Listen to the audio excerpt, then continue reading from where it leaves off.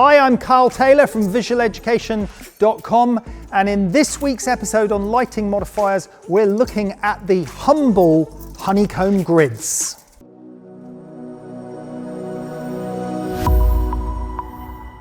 So if you're new to photography or new to studio lighting, you might have no idea whatsoever what a honeycomb grid is for. Once you get into photography, everyone's kind of heard of honeycomb grids. Not everyone still understands how to use them to their best. That's true for sure.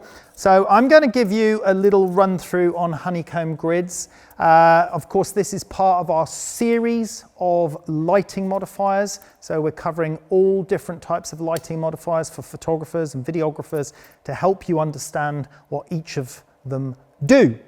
Now, the honeycomb grid, as you can see here, looks exactly like a honeycomb grid from a beehive or honeybee nest. And you can see that hexagonal effect there. Now, what is that for? Well, you notice when I tilt it at an angle, you can't see through it. It's only when it's sort of front on that you can see through it. And as I tilt it, the view changes. And that's essentially what it is. It's a light blocker. It blocks the escape angle from light getting out sideways in different directions, and it kind of keeps that light going forwards. But it has to be used in conjunction with one of the standard lighting modifiers. So every lighting brand has some sort of standard reflector.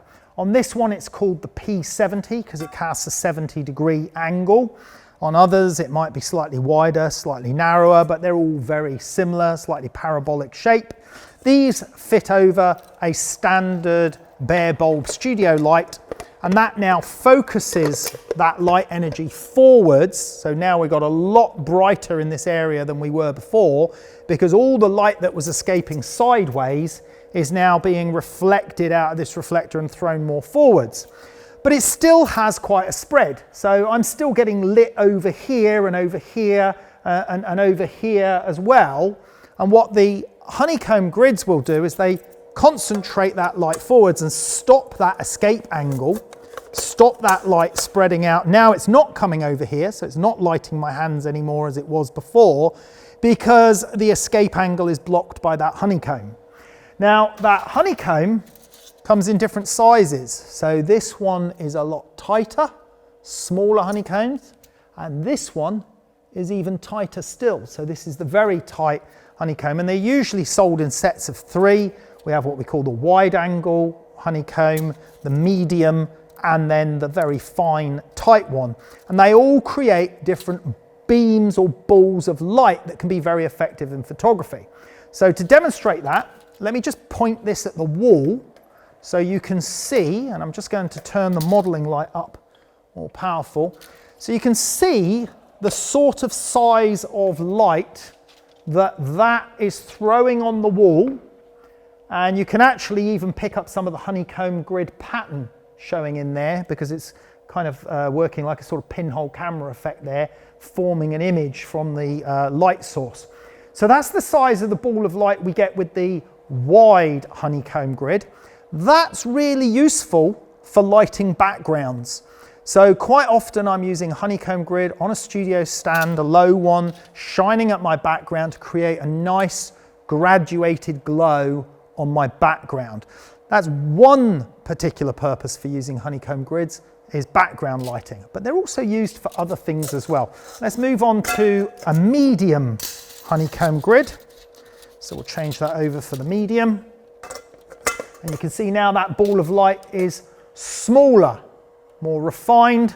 You can see that sort of feathering at the edge there where it peters away, but it's not perfectly clean. It doesn't have that clean gradational feathering that you would get from a Fresnel light, which we'll be covering in another episode. But you can still see we do have a relatively nice ball of light, now down to about that size when I'm arm's length away from the light source. If we change that medium grid, you have to be very careful. They get very, very hot, these things, when in front of a bright modeling lamp. We put the tight grid on now, and now you can see really a much smaller ball of light, more concentrated, and also a better gradation fall off as well with the smaller mesh from that.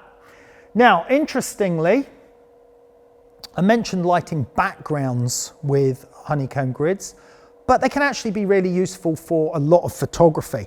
So sometimes I use these lights to create pockets of light on small areas. So I might light just the shoulder of a model, or part of the body of a model, or a part of an outfit or dress, or you might use them just for a little catch light on the back of the hair or the top of the hair or side of the neck. So they can give these very definitive little patches of light. And when you use multiples of honeycomb grids, you can actually create some quite impactful, stylized, creative lighting, a little bit like that sort of old, 1930s glamour, Hollywood or Parisian style, hardcore style studio images with these patches of light on your model. Now those were generally done with small Fresnel lights, but if you're working on a budget, you can actually simulate that style by using lots of tight honeycomb grids instead. They're very inexpensive. All manufacturers have a series of honeycomb grids in their collection of modifiers, and they generally just clip into whatever is the standard modifier of that particular brand. Now, as well as for pockets of light on beauty shots or portraiture or creating these small hard light sources, they're also really useful for product photography. Quite often you might be shooting a product, could be anything from a motorcycle where I need to highlight just the brand name on a motorcycle, or it might be a smaller product where I'm just trying to create just a patch of light in a particular area to draw attention from the viewer's eye to that particular zone. Let's take a look in our lighting comparison app on Visual Education. Now, you wouldn't really use honeycomb grids for this style of lighting as we're demonstrating in the lighting comparison app. If you want to have a look and play with this app, you can find it on visualeducation.com, Lighting Comparison Visualizer.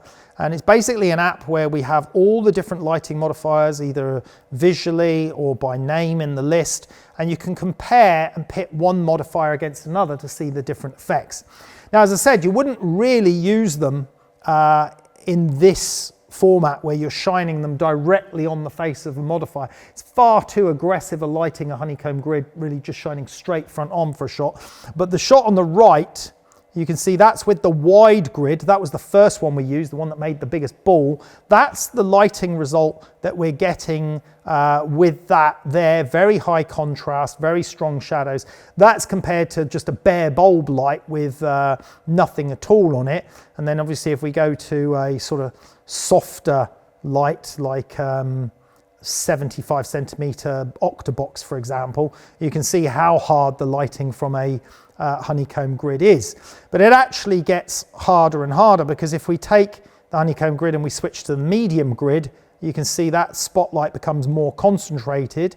And then if we switch to the tight grid, you can see that patch of light becomes even smaller and smaller. So if I just switch over on the left here and I change that to the wide honeycomb grid, and then we compare the wide to the medium, you can see the difference in the amount of light hitting the background, because remember that escape angle of the light is now reduced by that finer mesh of the honeycomb grid.